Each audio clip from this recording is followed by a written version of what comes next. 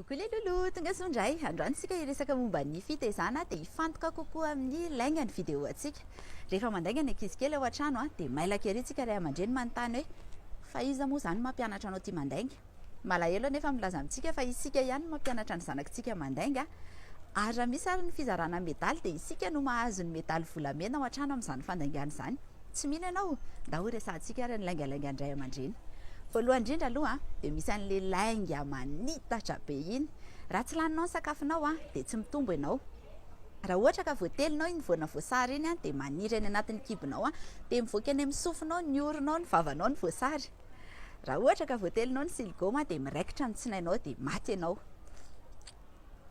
Lainga faharoa dia le menace hozy izy tsika. Raha mbola midongodonga ianao aty an-tsena dia avelako eo dia lasa mandeha. Raha ohatra mbola mitabataba ianao atao am-piangonana dia bedin'ny pasitera. Raha ohatra ka mbola maditra ianao dia tongavan'ny polisy eo dia hoentiny manaraka anazy dia any amin'ny zaza maditra ianao no mipetraka.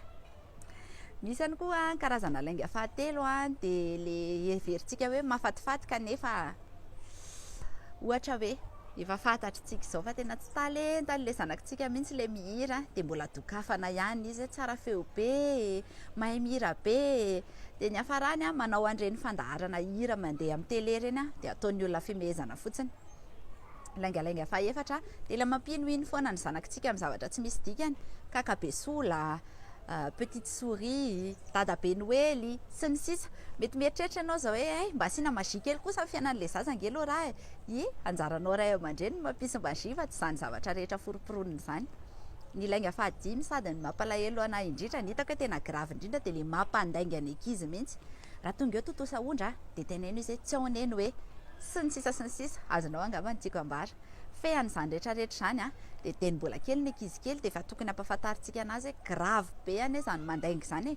Manjary efa zatra mandainga izy lasa misolokoloky, lasa tsy ho tantaraiko antsika intsony hoe inona voka-dratsiny izany mandainga izany.